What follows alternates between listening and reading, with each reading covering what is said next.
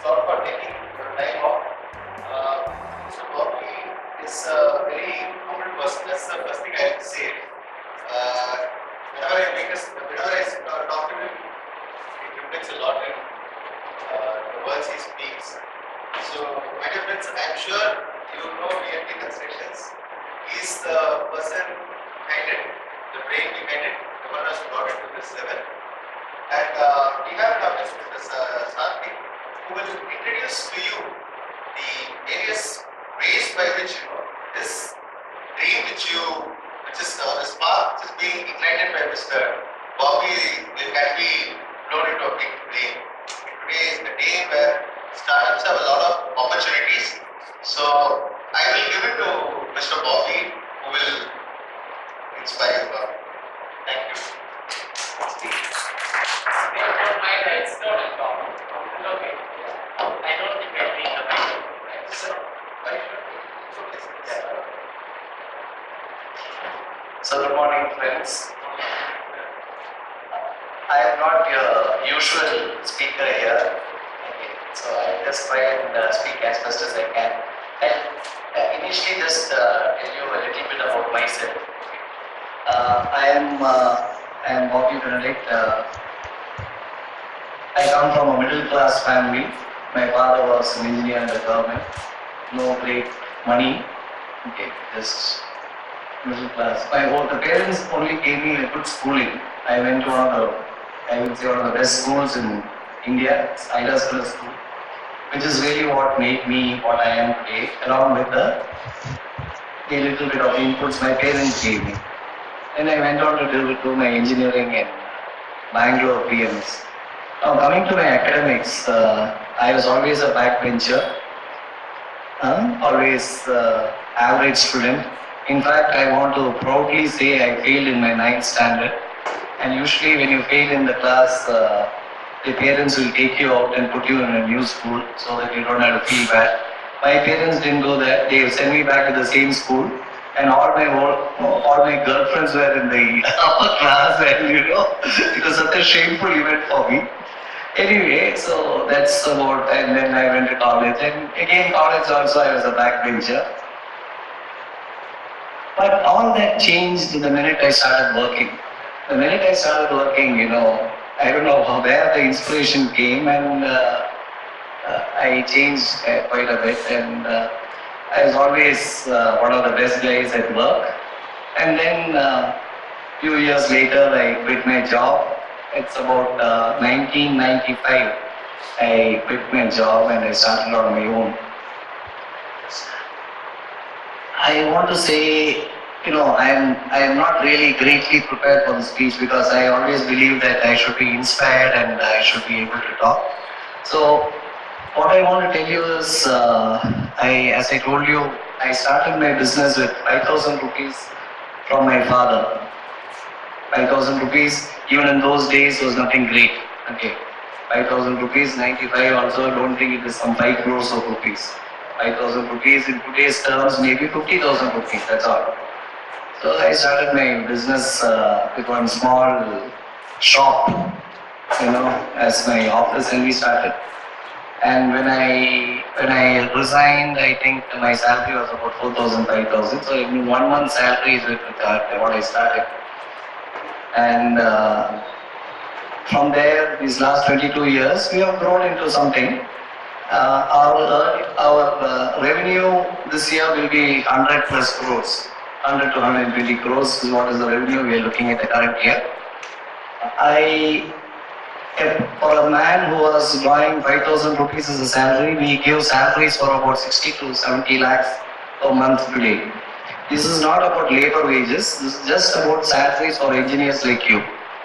Okay, now I am not saying all this to boast and say I am a great guy. That's not what it is. It is to inspire you people to know that, so many things you people can do.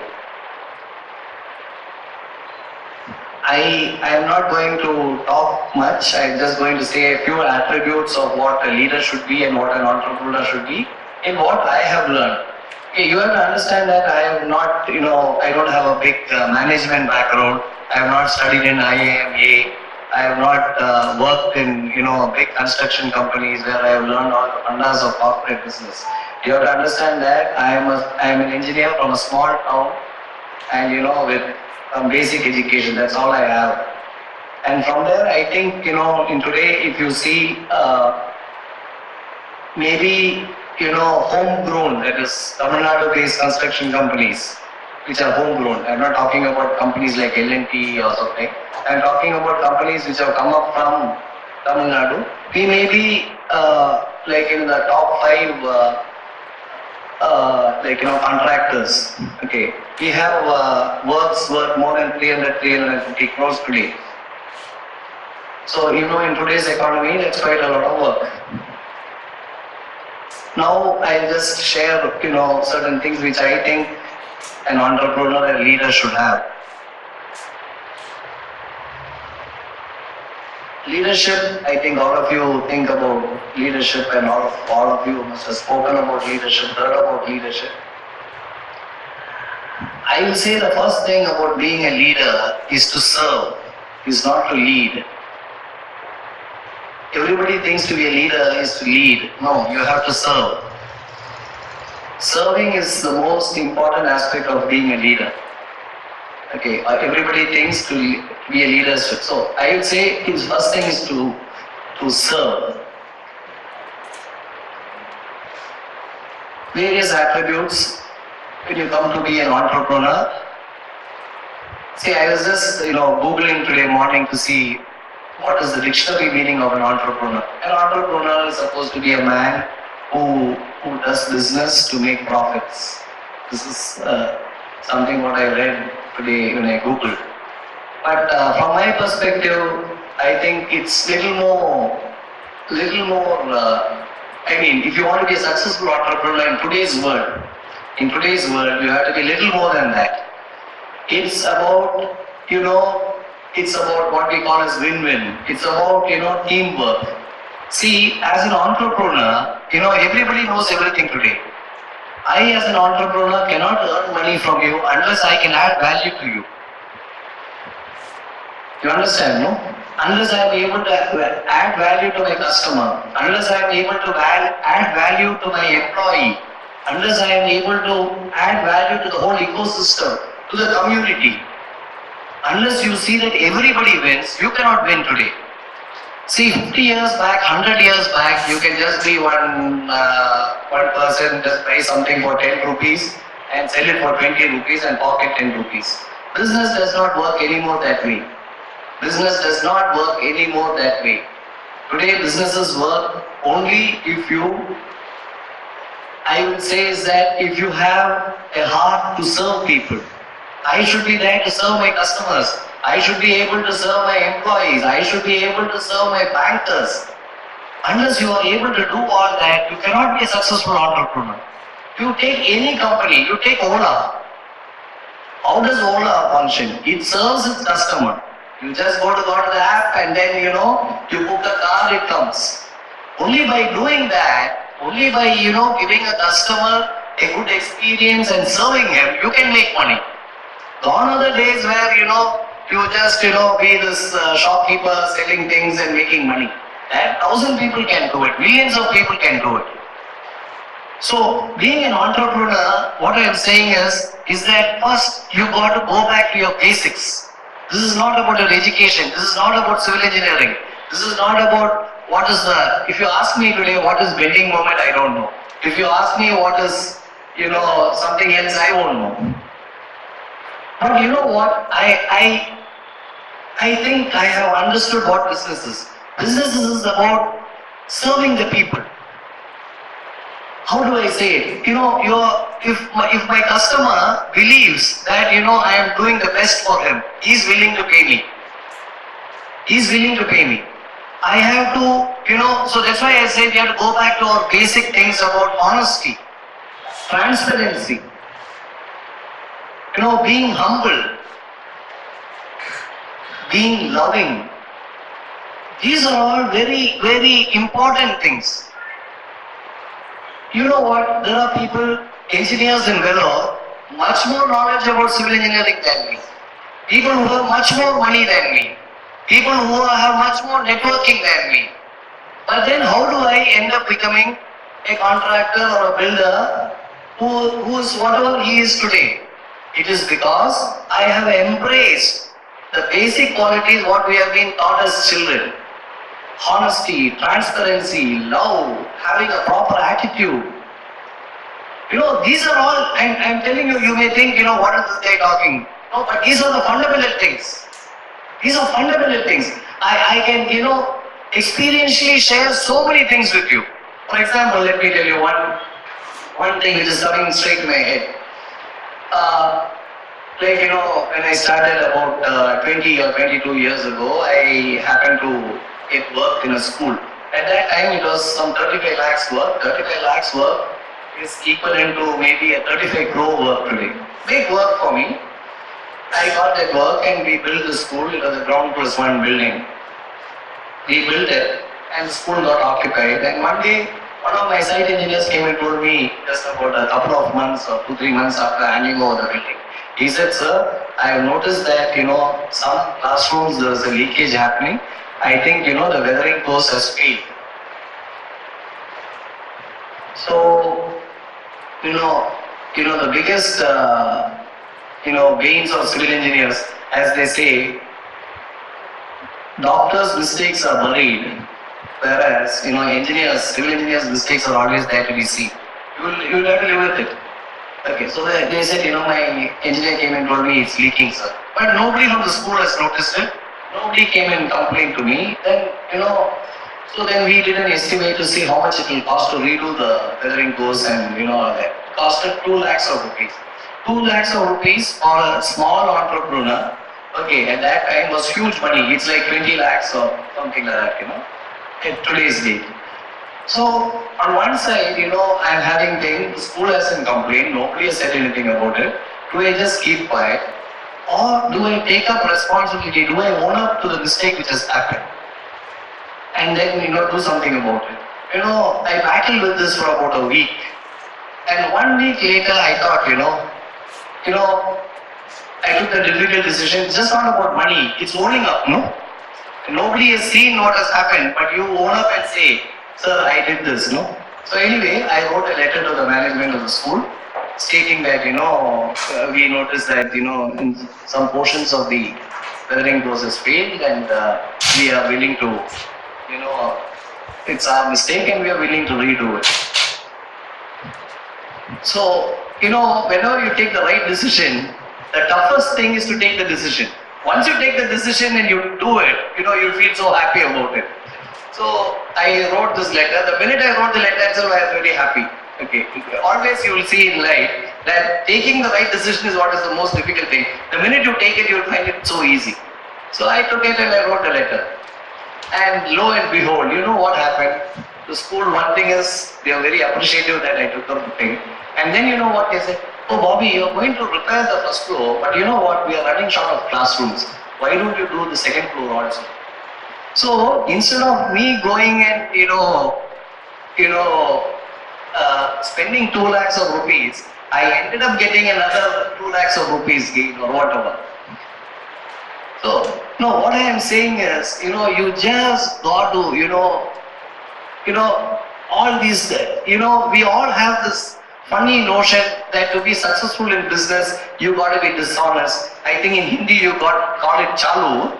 You got to be a chalu guy. No need. Just be a simple, nice, straightforward guy. You will win in business. Straightforward guy, you will win. I have been cheated,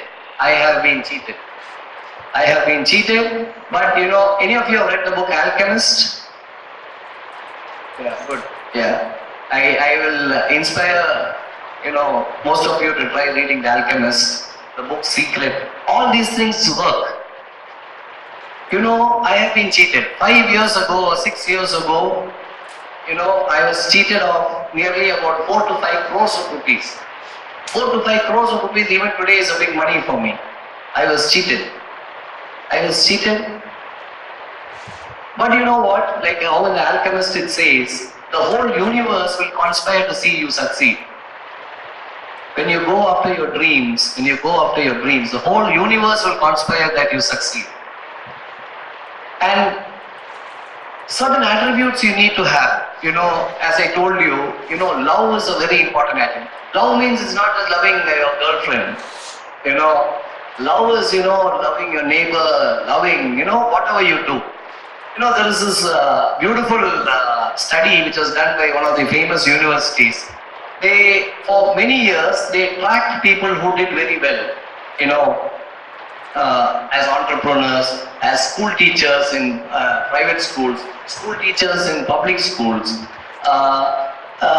people who are passed out of military academies, and they saw who are the people who are successful. In many years they tracked them, and to their surprise, they found that it is not children who had high IQ who did very well. It is not people, all the general things we think. They are not the people who did very well. The people who did well, they found two attributes. One is passion and the second is perseverance. Passion and perseverance. You can be sure, I read somewhere, I think you must have also read, success is not about not falling. Falling seven times and standing up 8 times is success. Falling down 7 times and standing up 8 times is success. You can be sure as an entrepreneur, you will fall, you will fail, you will think this is the end. You will think you will have to commit suicide. This is it. But there is never an end as long as you have perseverance.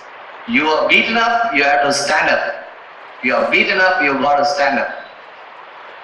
Like how you see in the boxing, get knocked out, no, get up and stand. Get up and stand. And you will win. I am telling you, even today I am telling you, there are so many challenges I face. So many challenges. But you know what? I am very confident I will get through this. I will get through this because as long as we have the perseverance, just not the passion. Many people think, at least young people think that, success is about, passion. But without perseverance, you cannot win. Without perseverance, you cannot win. Because there will be so many, pitfalls you will have. Having said that, now let me just, say some of what is the different attributes an entrepreneur should have, more than a leader. If you have to be an entrepreneur, you definitely got to be a leader. Okay. An entrepreneur, other than the leadership qualities, he should have qualities like, for example, one of the key things which I have learned is that you should know finance.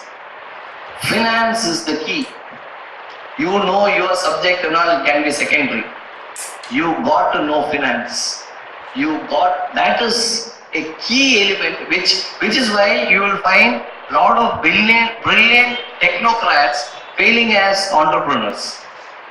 Brilliant technocrats, scientists and things like that. You will see many of them have failed as entrepreneurs because they do not understand finance. You have to crunch the numbers. You have to look at the numbers. So that is one basic thing. Second thing is you have to know, your statutory compliances. Today in India, statutory compliances are a huge thing. So having to know your statutory compliances, all these things are very key things to be a good entrepreneur. I think I'll keep on talking like this. I think I will stop and let you people ask questions to me. Okay, anyway, let me tell you what are all the things I do. Okay, I started as a contractor doing construction business, and later on as a backward integration, I got down into property development. We also, in and around Vellore, we buy up properties and we develop them into villas and apartments. I don't know whether you people know, we have done a gated community called Mayflower and things like that. So over a period of last 10 years, I think we must have built about 300 to 400 homes in and around Vellore. So that's another thing we do. Other than that, we again as a backward integration, we have our own woodwork unit, and we also have our. We are trying to create a brand called Carolina, which will get into modular kitchens. A low cost. There are so many players into modular kitchen, but they are all very expensive. We are trying to get down into low cost modular kitchens. That means you can have a kitchen at home for about 1 to 1.5 lakhs of rupees. So that's another thing which we are doing. And we are also got ourselves into, hospitality and things like that. We are also into hiring construction equipments, to various people. We have about 14, what shall we say, outlets in and around Tamil Nadu. Our hope is to grow into 50 or 100 in the next few years. So these are some of the things which we do. I have about engineers and finance and such people. About 500 people work for me today. Yeah. So that's it.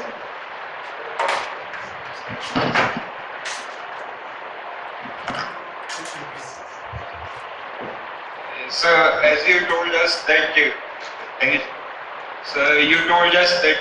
started your business with 50,000 rupees. So like in 5,000 rupees. I have 50,000 rupees. Okay. So like in the beginning, you may be just getting your first contract.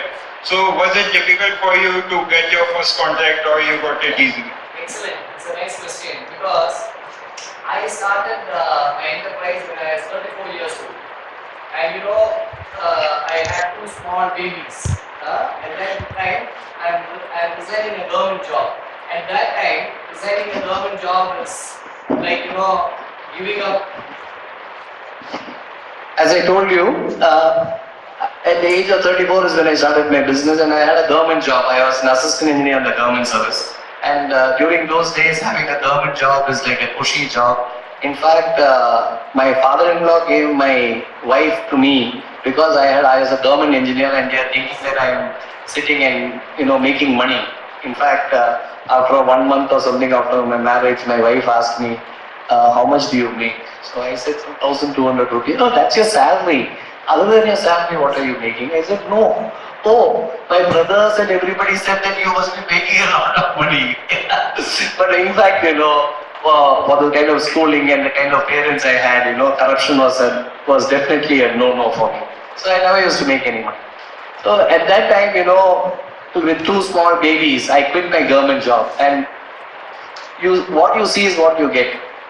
Actually, I think you might have made an opinion about me. I'm actually a very soft person. So all my brother-in-laws and everybody said, about my wife, this guy is mad. He's such a soft fellow. Being a builder, being a contractor, is being tough, being thick-skinned. How will this guy survive? So anyway, I started with my blessings of my father and my strength from my wife. I started on my own. And I remember one gentleman who came to me after a week of me starting. I had no business at all. So sitting in the office morning, opening the door and sitting, and nobody coming. And then suddenly one fine man comes in, and he says, he wants to build a home and things like that. And at that time, I did not even have a phone in my office. So this man came and he discussed with me. So I made a plan for him. At that time, no architect and all. I myself will take a pencil and a paper and draw some rooms and make an estimate, and I gave it to him. And then he said, okay, I'll call you. So from the next day onwards, I'll go sit, there's a phone at home, so I gave that number. I just sat next to the phone thinking that this guy will call me, he'll call me. Or one day when no phone call. Second day when no phone call. Third day when no phone call. Fourth day, actually, you know what? I literally cried. Because having a wife, two children, okay, no job, I literally cried. I'm saying I really cried. And I told my father, I think I did the most stupid thing, getting a job. Anyway, that's history, and that, to tell you very frankly, built it somebody else. And then at the fourth day, I myself called him. I couldn't resist it anymore. So fourth day, I called him. He said, and anyway, he built with somebody else. Today, I want to say in a very humble but in a very proud manner, I have overtaken the builder who built that house. I have overtaken the man who built the house, and everybody. So perseverance, is the key. You just got to hang on. Yes.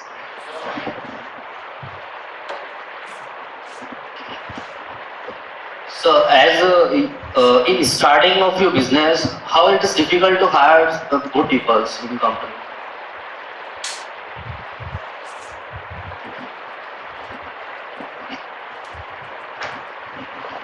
Again, very good question. I will just share my experiences. See, in a small town like Vellore, you know, there are the advantages and disadvantages. I will talk about the disadvantage. The disadvantage is that you will not get very highly qualified people. Okay, so you want to get a very highly qualified engineer or something. In the initial periods, you won't get such good people here in a small town like this. But the advantage is that you have the advantage of taking young people, training them and mentoring them and bringing them to what you want them to be. I am today what I am because I have a solid team of people who have journeyed with me. People who come from humble rural backgrounds, but one of my biggest satisfaction is that I have transformed them. I have transformed their lives. I have transformed their families. There are boys who used to, didn't even own a cycle. But today, one of them, I want to give one of the earliest engineers, he's in Malaysia today, buying wood for me. He flies. So don't think, as an entrepreneur, you just go on office, you pay somebody 50,000 rupees salary, you get the best. No. There's equal responsibility on your part as a leader to nurture him and to mentor him and to get him where you want him to be. I don't think I have fully answered you, but what I am trying to say is that we as leaders, as entrepreneurs have an equal part on the team we end up getting. Like, one of these famous, I remember reading somewhere, we get the leaders we deserve, we as people, because, we vote for them and things like that. Everybody will ask me, Bobby, how do you get such wonderful people to work for? You don't get people. No, it's not that. It's about what you are. If you want a good engineer to work for you, you've got to be good to him. You've got to be transparent to him. Just because you pay somebody a huge money, you know what, again I want to say, even there are people who even get more than 1 lakh of salaries from me per month, engineers, civil engineers. But just because I give them 1 lakh of rupees, I treat them like that, they are not going to be with me. I got to take them as partners. Today, it's all about collaborating. Even amongst, your competitors, there's no competitors today. You got to look at them as collaborators.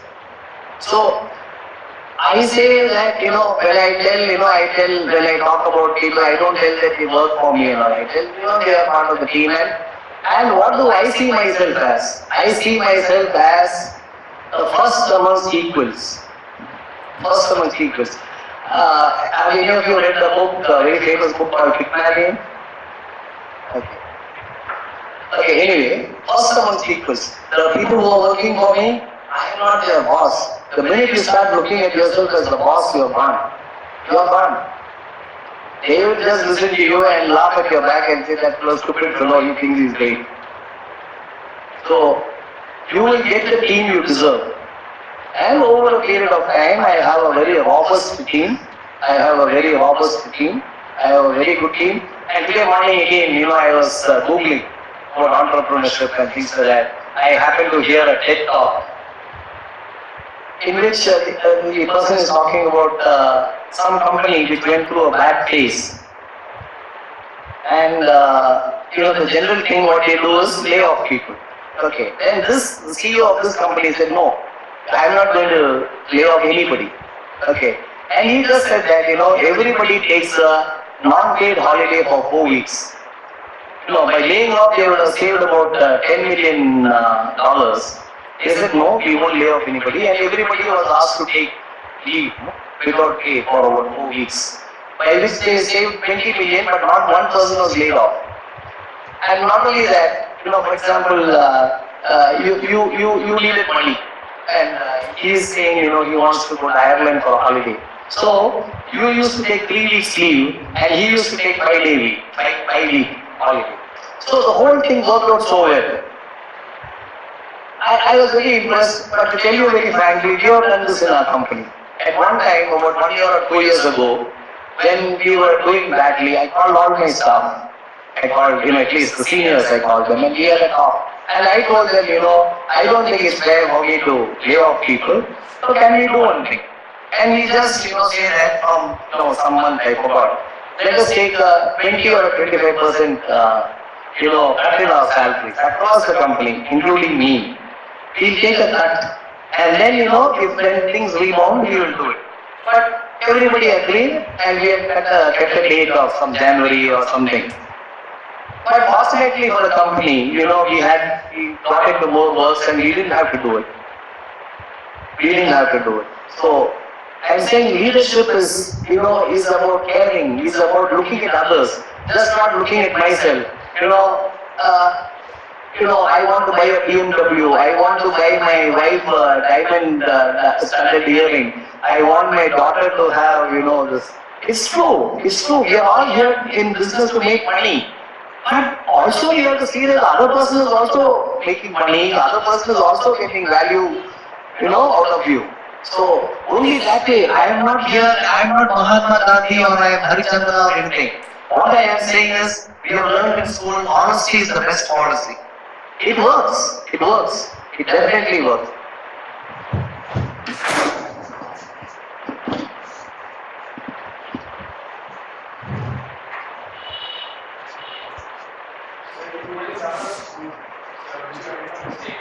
It's a type of condition that management or the management wanted to say sorry, I would say that the condition that made profitable for you.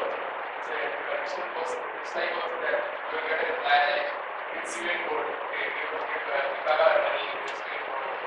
So yeah. See what I'm saying is what I think Bhagavad Gita teaches, what my Bible teaches, what everybody teaches, okay, is that your role is. I think the mic is telling that I have to use it. Okay, so I think our duty is only to do what we are supposed to do. We don't look at the results. I didn't know that when I wrote the letter that they will ask me to do in the second row. Okay, so sorry, it doesn't work that way. Okay, we only have to do what we have to do. But having faith that things will work out. There is this very famous quote in the Bible which says that faith will move mountains. Faith will move mountains. It definitely, you have to have faith. That's all. You have to have faith, have a proper attitude. Having the proper attitude is something which is so important. Even in the face of death, I've seen that with my father. Okay. So having a proper attitude and just trying to be good because you think you'll get good results doesn't work that way. You understand what I'm trying to say? Me trying to be nice because I think that I'm going to get something is not. Being nice for yourself. I feel so happy that I am sitting and smiling and talking to you.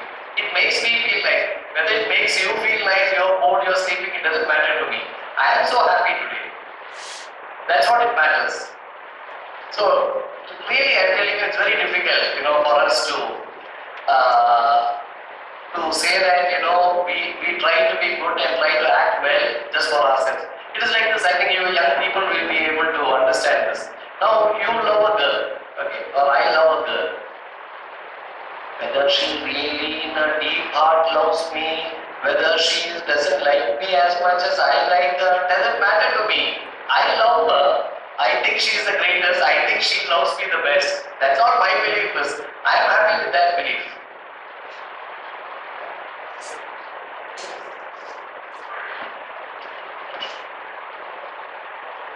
So, as you said, the construction industry is very challenging phase, and a person who is there is supposed to be rough and tough. That's the general saying. And as you said right now, you're a nice and honest person. I try to be as best as I can. Please don't think as a good I'm not Harichandra or anything. But basically I am a soft by nature. Yeah. that much I will say yes. Sir, so through your career life, you had a lot of challenges, right? So how did you actually face it? Being nice and all, it's fine, but then when you had like rough situations, how did you face it? I tell you, don't think, I have had, there are so many nights I have spent sleepless nights. So many nights where, I think the world is ending on me. Because, as rightly said, being nice, trying to be honest, at the same time to run a successful business is so tough. Because you think that you take a step this way, you are going to fall. You are going to, it's a very difficult situation. Like, I will not really encourage you to read the book. There's a very famous book again on the difficulty of being good by Guru Charandas. The difficulty of being. But I will not really let you read it because there it talks about that life, there is nothing called black and white, everything is grey. Everything is grey. Like for example, he talks about a story in which there is this paper factory which has got about 500 people working for it. And there is one manager, who's getting orders for that paper mill. And most of the orders are from the government. Okay, and then this manager retires and he goes away and then the new manager takes over. And then when the new manager takes over, he realizes that this paper mill has been getting orders from the government because the old manager was giving some kickbacks back. This new manager is a honest man. He says that no, it is dishonest to be corrupt. We cannot give money. He does not give money. And what happens? The government stops giving the order and the paper mill has to shut down. 500 families lose their jobs. Now, the question is, was the second man right or wrong? So, what the whole book says about is that life is all about being green.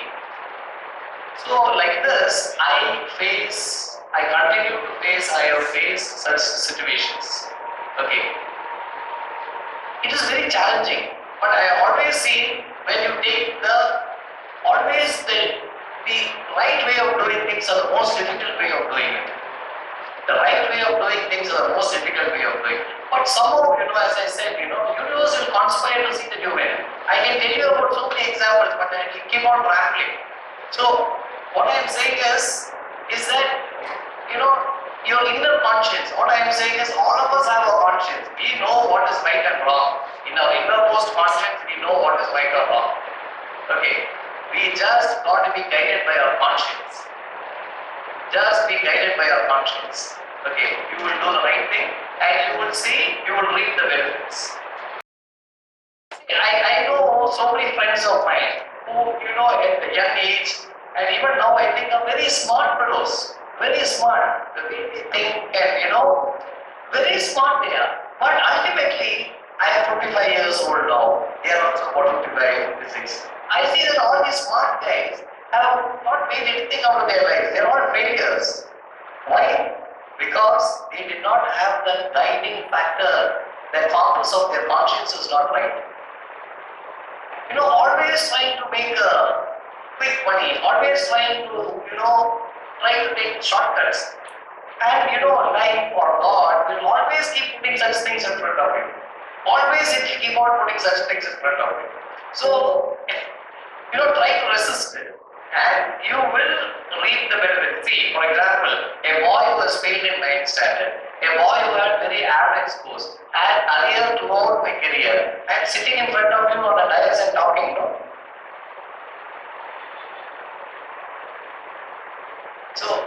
So don't think that to be an entrepreneur, a successful entrepreneur, you got to be a cheat. So many people like Narayan Murthy and all that. Very ordinary, but people who had passion, people who had perseverance, people who had, honesty, people who had transparency in their mind, you will succeed.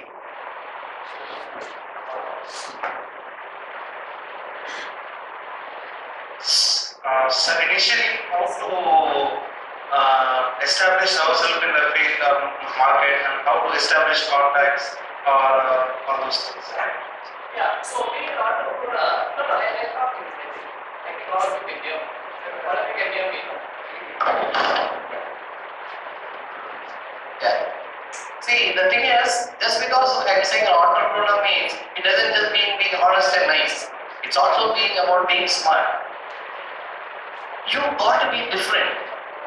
You got to be unique.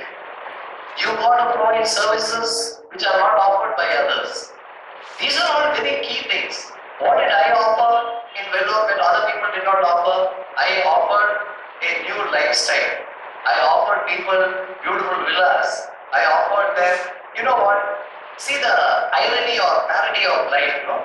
I'm supposed to be the costliest builder in Vellore, but I have 80% of the work in Vellore. I'm the costliest, but I have 80% of the work. So, you got to provide people something different.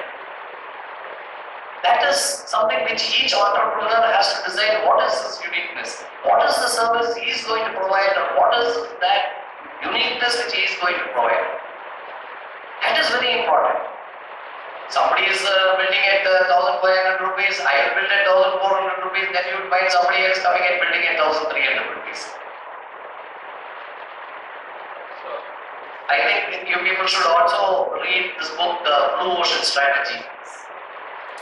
Blue Ocean Strategy. So I was in this Blue Ocean. Blue Ocean Strategy is nothing than going out into the deep and trying to do something new.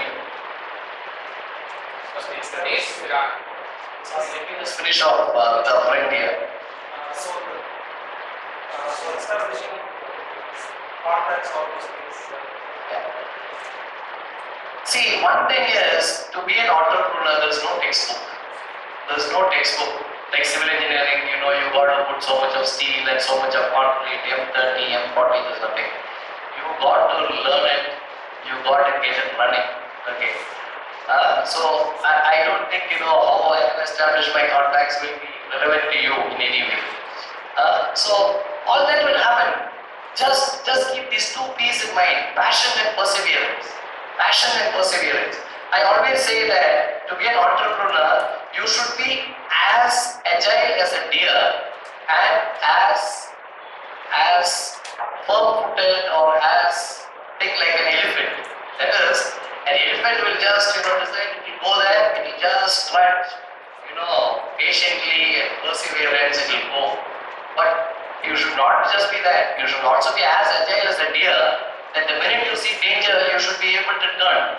I always very famously say, I take a decision in the morning, reverse it in the afternoon, and again go back to the decision in the evening. So don't fear about, you know, changing your decisions. They are all, you know, qualities of an entrepreneur. And one key thing I want to tell you, one key thing is, you know, what are the qualities an entrepreneur and leader should have, which none of you think will think. Fear. You should have fear. Without fear, nobody can become a successful entrepreneur. Fear you should have. Fear of failure. I read somewhere that, you know, even Bill Gates, you know, once he is supposed to have written in his diary, you know, what are all the things which can go wrong in Microsoft? And that got leaked out. And, you know, the stock market, you know, took a beating for about a week. Somebody like Microsoft, Bill Gates has got fear. I should have fear. What can go wrong? I am sitting here and talking. There are some people standing 100 feet above. Are they wearing the belt? Will they fall down? Will my money come? Will I be able to pay my debtors? Will I be able to do this? Will I be able to do that? Will I get crushed? Unless I have fear, I won't work towards success. So having fear, you know, fear of failure is a very important aspect of. I think I've answered you.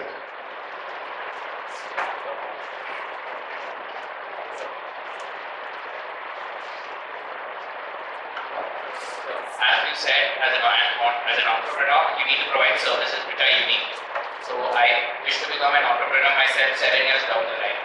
In today's scenario, particularly in Tamil Nadu, is there any particular service which you find it difficult to find people who know about it?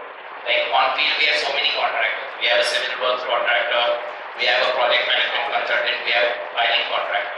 So is there any particular service which you find it difficult to find people who are good at it? Actually, every service is different more scope. I say today the challenges are huge and the the same time, opportunities are huge. Any field, there are enough opportunities, but there are also huge challenges. So you just decide what you want to do, and you see what is that you would like to be really passionate about, and what is it that you think will really serve the people. There is no, as I told you, there is no guide which is going to tell you. This is something which you got to find out for yourself. I started my construction company as telling you that I said that you got to be as sure as an elephant, but also as nimble as a deer. I started my construction company saying that I will be a low-cost builder.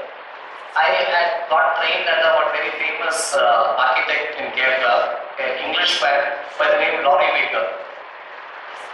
As civil engineers, I think you should Google and read about Laurie Baker. Laurie Baker had done a lot of low-cost technology works. Okay, like instead of lintels, he used to build brick arches. Instead of doing full concrete, filler concrete was done. So I got trained under him. Then I thought, okay, there's a huge opportunity for low-cost construction, and I started my construction company on the basis that I will do low-cost housing. Okay, that is using all these technologies. But within 1 year, I realized that India was not there for low-cost housing. I built one home. I realized that even though I built it about 20 or 25% cheaper, for example, at that time the construction cost for conventional was 400 rupees per square foot. I built it at 300 rupees. But by the time I finished the home, I realized the owner of the home was actually ashamed to tell that it was a low-cost home. No? So I suddenly realized that the aspiration of the people was different. So immediately within about 8 to 9 months of my starting my construction company, I changed the whole focus. Today from a low-cost builder, I'm the costliest builder.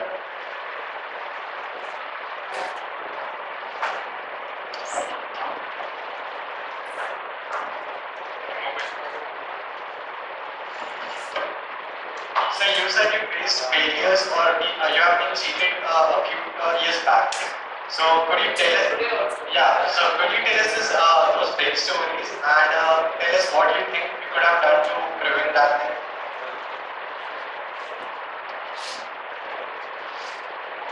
One of the biggest mistakes our entrepreneurs do is once you taste a little bit of success, it goes into our heads. We think we are very smart.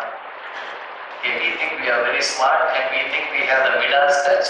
Whatever we touch turns into gold. Okay, so when you are into that zone, what happens is you will do the most stupid mistakes you will do. Actually, all these years I had never worked as a subcontractor to anybody. Right from the time I started, I always had done it on my own. And some 5-6 years ago or 7-8 years ago, this whole thing about India infrastructure where is the future is, we should get down in the infrastructure and all that. So we thought we should also get into infrastructure because we are actually basically a building contractor. We thought we should get into infrastructure, that's where the story is. I've been reading the newspapers. So wanted to do something, and then when your infrastructure means it's government works, and government works means you would have all these qualifications. You should have done 100 crore work to do all that in that same line of life. So we thought we would go do some work in railways. So we came across a contractor who's asked me back some 100 crore work. So he said he'll give us some work, and we subcontracted it from him. Then we subcontracted and we did the work. What he did was he pocketed the money from the railways and he didn't pass on my money. He is supposed to take 10% and give me balance money. He did not do that. Now hindsight, that is most stupid thing to have done, because I should have, insulated myself. The risk mitigation should have been done. I should have started an escrow account.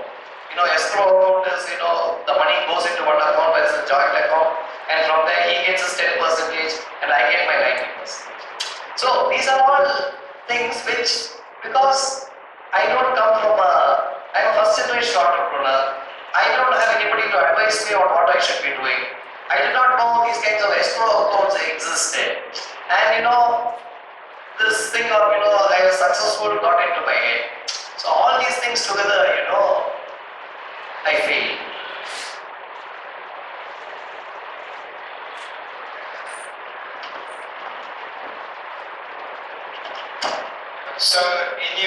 own career of this contracting, have you ever met any tough competitor, the one who is giving you tough competition?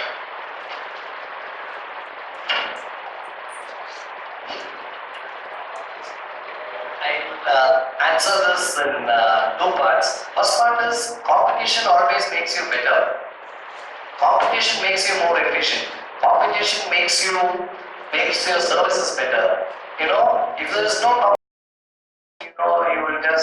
you will just fade away. So that way, I always liked competition, and I always been this, David against Goliath. As always the small guy always fighting against the big guy. So that has always given me a big kick.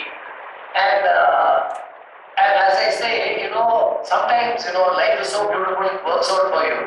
I don't want to name any thing, but client's name. Actually, I was doing one big work at one of the institutions, and at that time, my work was getting over. They are coming out with another project, which was actually a big project, and I was already on site. So I told the management, please give me that work. I will do it at the existing rate. Okay, so let us say I was doing it at 100 rupees. So I said I'll do a new project at 100 rupees. So for whatever reason, the management decided no, we want a new contractor. They did not even include me in the tender bid. And then that work went for, let us say, 110 rupees. So I was doing it at 100. The clients called tenders with some other people, they did not even include me. It went for 110. The beauty is, so I was feeling sad, and I had my own works, everything was going on. Then I came to a phase where, my company was running out of works. I was really getting desperate. And you know what, lo and behold, what happens? That contractor who took it at 110 rupees, he could not do the work. He abandoned the work and ran away. Then the management called me and gave it to me at 120 rupees. Wow.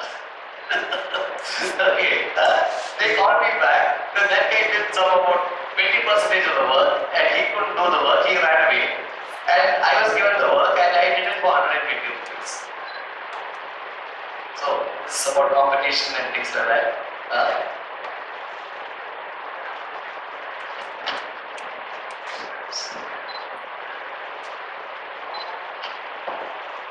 So on the early stages of this journey, how to get the funds and manage the capital?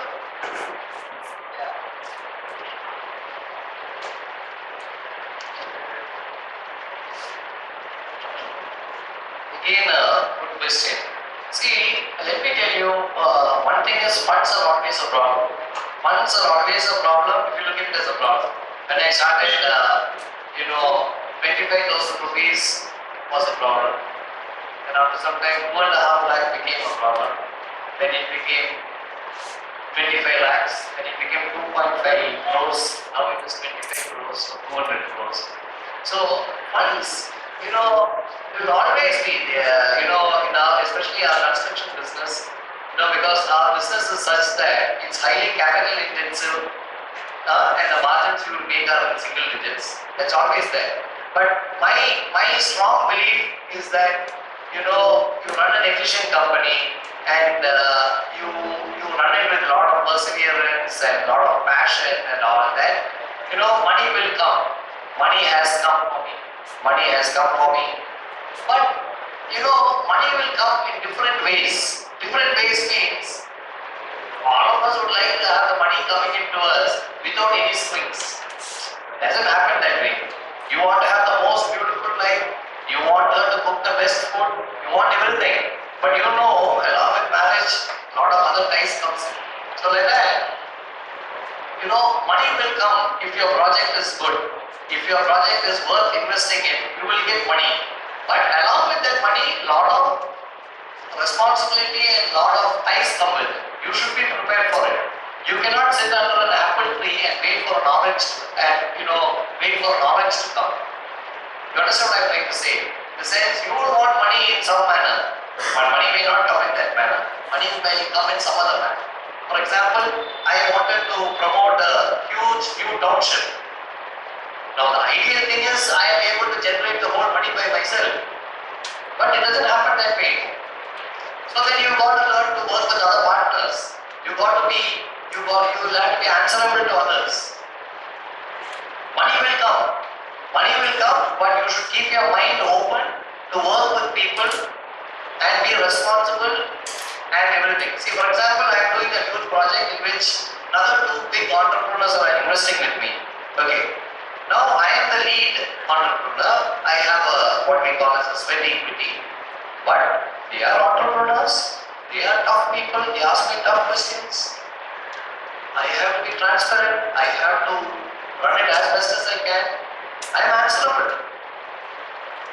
But if you want big dreams to happen, that's all you have to be. It's a very important. I don't know how many of you are able to understand what I am trying to say.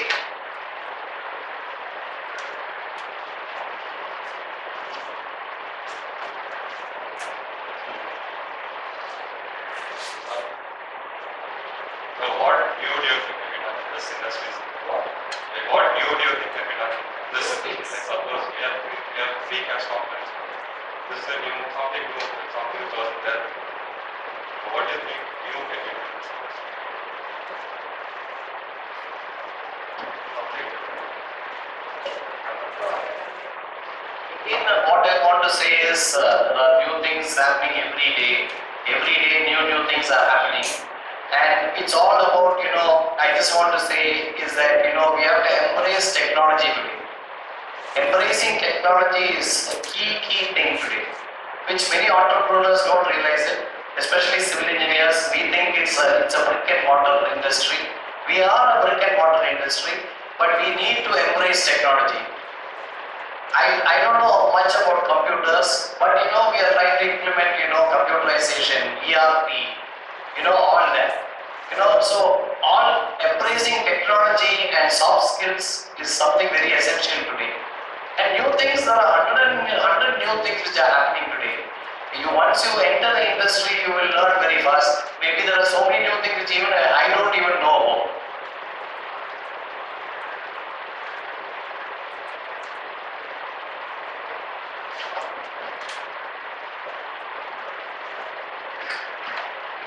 So your career as an entrepreneur, did ever a time come when you had shortage of money and you had to use your own personal money to keep the business going?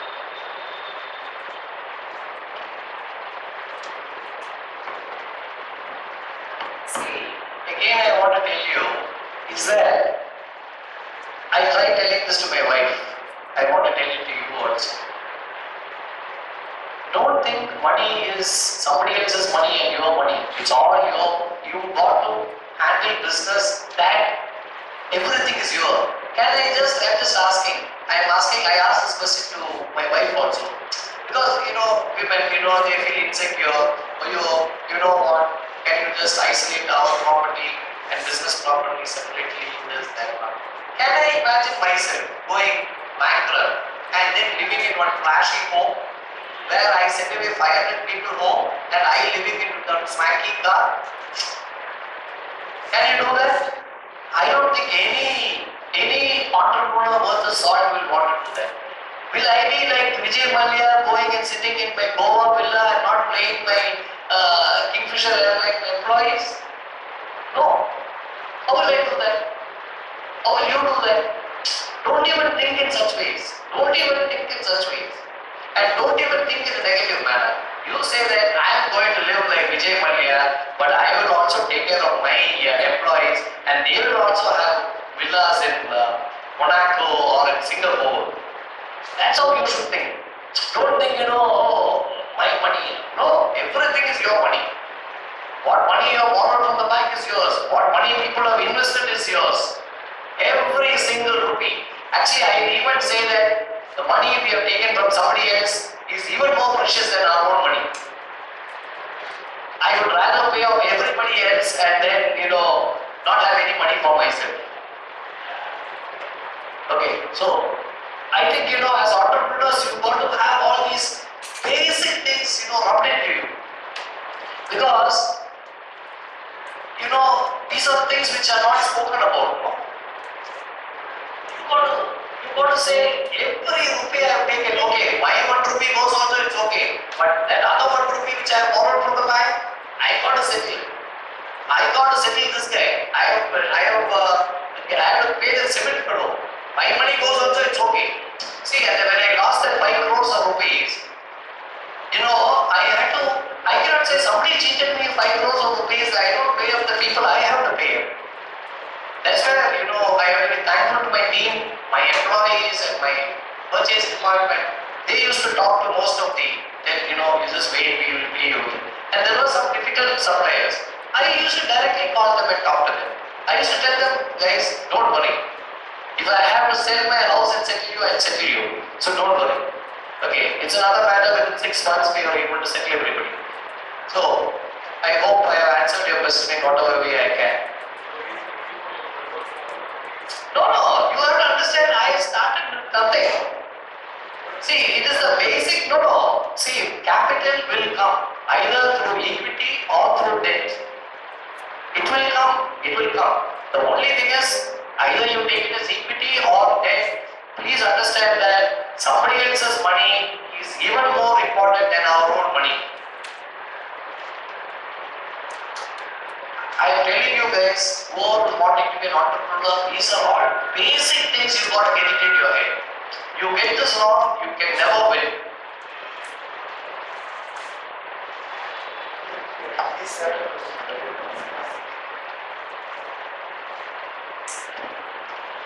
You told something about failures.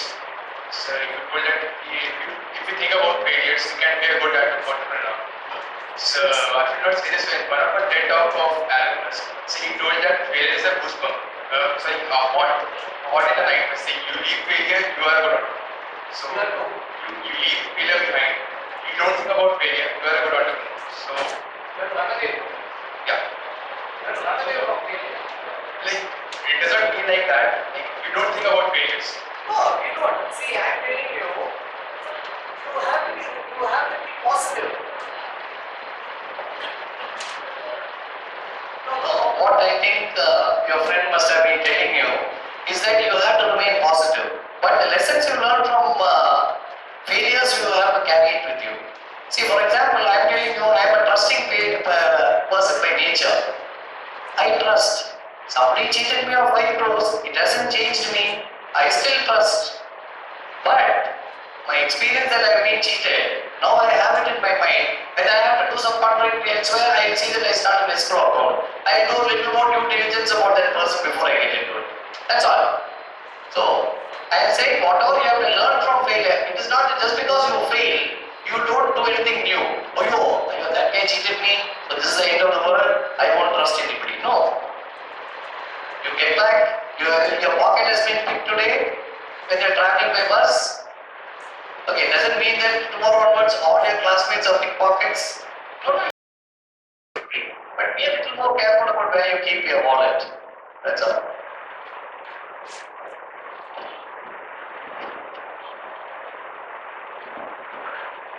So, what is that one force which is inside you, due to which at the time of failures you keep moving? I have to go on good.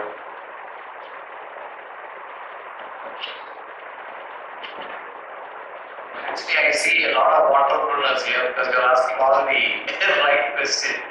Actually, as you say, one thing is we should drill it into our head that failure is not an option. We will fall, but we will get up. That is something which we have to tell ourselves. One. Second is having a huge ecosystem around you which will support you.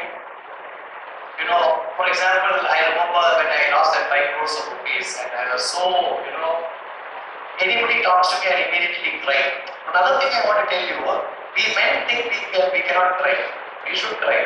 It's nice to cry. Okay, don't think that you are a lesser man if you cry. So at that time, anybody talks to me a little bit about something, please, I immediately cry off. I lost 5 crores of rupees because I had to pay up a lot of people. Okay, so one day I remember in the evening I came back home and I met with my wife. I told her, my wife's name is Maria. So I told Maria, you know what, I think this is the end, I cried. And she said, Bobby, what is there? If we have to sell this house, we'll sell our house. Don't worry. You can get a salary for about 20,000-25,000 rupees. Don't you think we'll get a salary somewhere? We'll take one rented house. We'll go live there. That inspired me immediately. That the person you love, the person who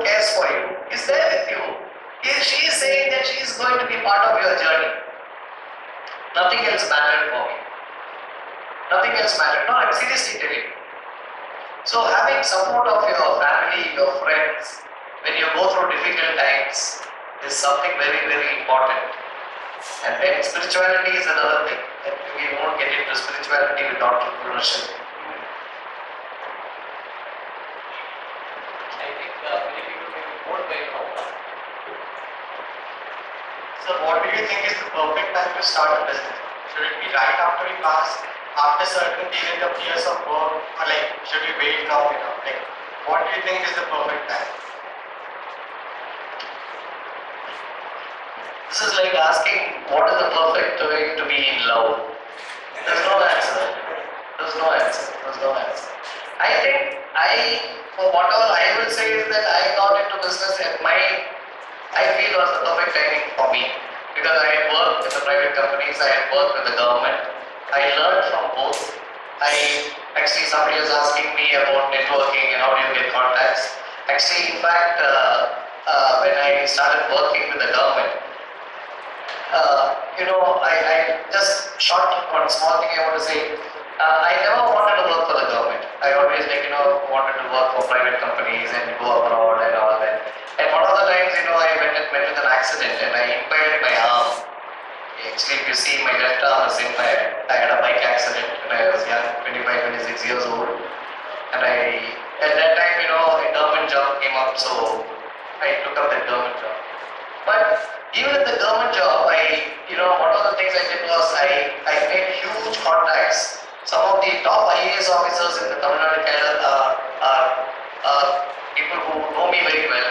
Because when I was working in the government, anything and everything they used to call me when I was here. Because they thought I was a smart engineer. So I built up a lot of good contacts with them. And being honest, they knew that I was an honest guy. I was a soulful fellow, a fellow they could depend upon. So all those contacts have helped me. Today, some of the top bureaucrats of Tamil Nadu government are well known to me. Okay. So what I am saying is there's no perfect time. Any time is your time. Yeah. So what's your ambition? Ambition. At the age of 55, ambition. Okay. I would like to leave back a company which is known to be a very good construction company, a company with a lot of good ethics, a company which will take care of all its stakeholders, not only its customers, its employees, stakeholders like the bankers, and I would like to leave back a company of abundance. I would like to leave it back in the hands of people who can run it well, and ultimately a company which will serve the society. I know this all sounds very cliche, but as an entrepreneur, these are things which you should have. When I used to hear when I was young, when people like my age and all come and talk, what bullshit this guy is talking about, what nonsense you say, he wants to serve the society and he wants to leave a company of excellence and abundance. No, I know the feeling some of you may be having, but as you grow older, as you become an entrepreneur, you will realize that these are all very key things.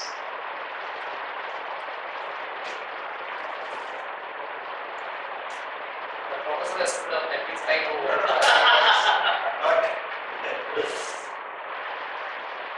More than my time, actually, you are sitting with sir, you'll understand what time means to him. And sir has some important appointments, and I told him, sir, by 11 o'clock somehow we'll wind up. And I felt a little bad putting back there at our dean's office before we brought you here, sir. So in fact, quite a few of the students had come and were waiting. And I really must say, to sum up, you have to have that perseverance, and of course, some of the things which sir told, I think I have been also a little bad telling them that the contractors sometimes have to be cutthroat. I hope I have not told any of you that you have to be dishonest. But one thing I tell in my class is being cutthroat. Probably I should tone down that, I guess. So as sir told, that finance comes to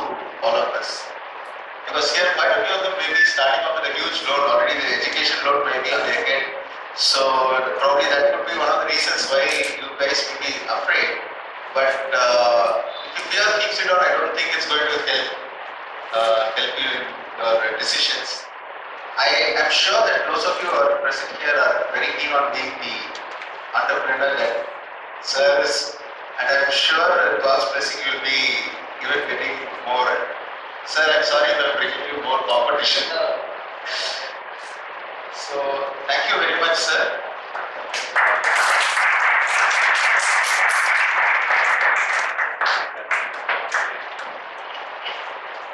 Yeah, so thanks to all of you. As I told you, these are all big honors for me. I want to say I'm a very happy person. I'm a very fun-loving guy. Don't think I'm a very serious fellow. Don't think that, I am full-time working and all. I'm actually one of the few people in the construction industry who works the least. Okay, I'm very proud of it. I enjoy myself. I have good friends. I go out for holidays. I'm a fun guy. So don't think being an entrepreneur is all about, being very boring and, having stress. Stress will always be there. But you can also have fun and all the very best. And as I said, it's a big honor for me, a backbencher, a guy who has failed in 9th standard, to stand in this great institution and talk to you. Thank you. So as a token of our appreciation, we wish to give you a small comment.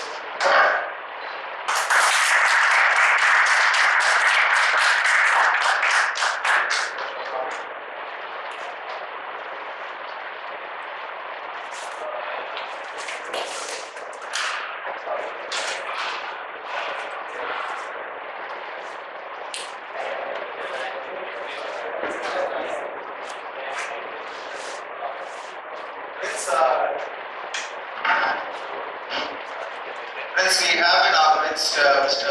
Sarathy.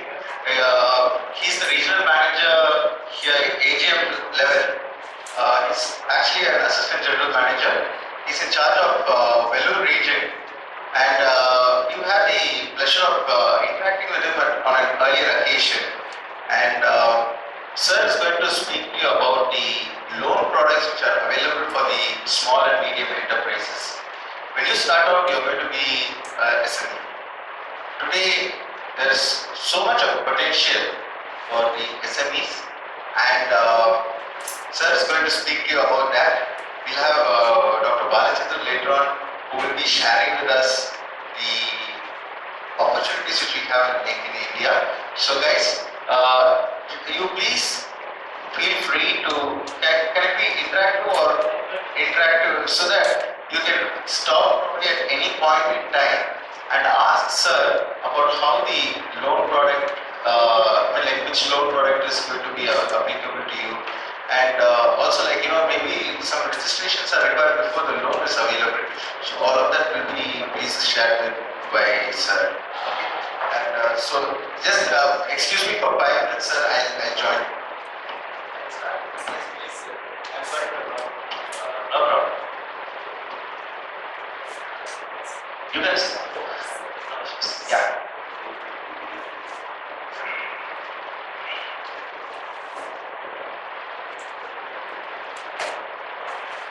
Should I stand up for the India? Sir, you can make yourself comfortable, sir. Yeah. Why I told this is for entrepreneurs. There is a scheme for all of you guys and girls, Stand Up India schemes. So that is why we started with that. I worked with State Bank of India. I was joining this organization somewhere in 1988 as a clerical staff only in this very same Vellore district, traveling along the entire Tamil Nadu for more than 28 years. Right now I am here for the past 1 year, heading this organization called State Bank of India as a regional manager. This SBI has its presence felt in this district for another 55 locations across the board in this district. In fact, I am very proud to be part of this system here in this PID, which is very premier institution, doing a great job for the educational fraternity of all faculties. And now I am before a core group of people. Initially when I entered into this hall, honestly I could say that I was a little bit I thought it is a very small group, what is it that I should talk or something like that. I was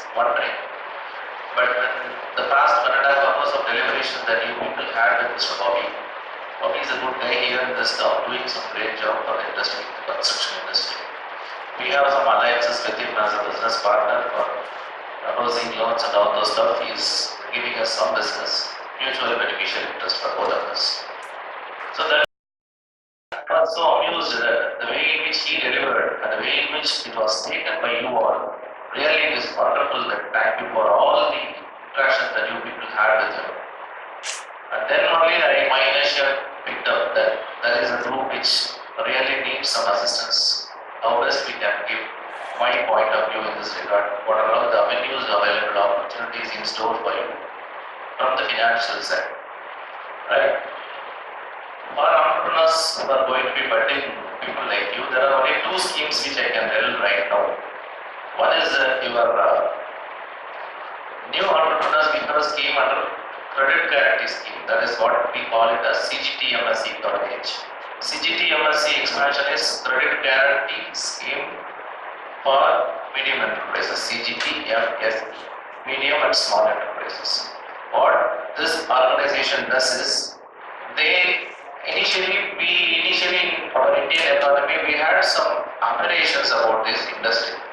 As a bankers, I am talking some course of 20-25 years back, we were a little bit very choosy in giving loans to this sector of people because in those days also for each and every penny we were asking for some collateral security. Collateral means a property maybe, a land or fixed deposits to the tune of the 100% of the loan that is being offered, all this stuff. So what happened, there were few takers and the industry didn't grow very well. So the government thought that this is not the way that economy should go because especially in an industry like construction industry, you know very well, the GDP for the entire economy, you are giving around, the construction industry gives around 20-25% of your contribution. This is the very serious thing. So naturally, you have to be supported. So that was what the outlook of the government.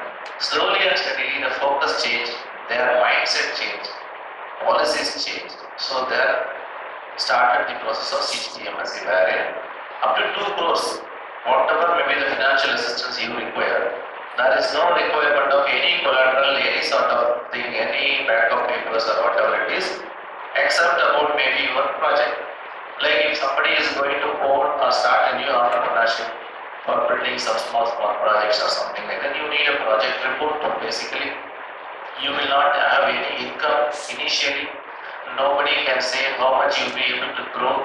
So you yourself, along with the help of some chartered accountants, you need to give some project reports, how you want to grow, what is the type of faculty which you are going to be in, all these things, because you will not get employment immediately and you don't want to get employed in any organization, leave alone government organization. You are going to be a private person, maybe a group of people like a partnership or companies or something. So if this is a starting point, this is a startup, definitely the banks are giving loans.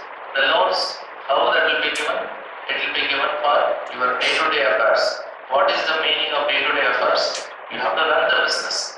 Say for example, if you are going to be an entrepreneur, you cannot be a single person alone. You may start a project, but you need some people around you, maybe quite a group of people, some expertise, similar expertise like what you are now. All these people go work together as a team. You need to pay their salary, you need to do some construction activity, for which you need to invest some money on procuring some raw materials. All these things are required. So the cycle, that what we call as the working capital cycle, it starts with cash.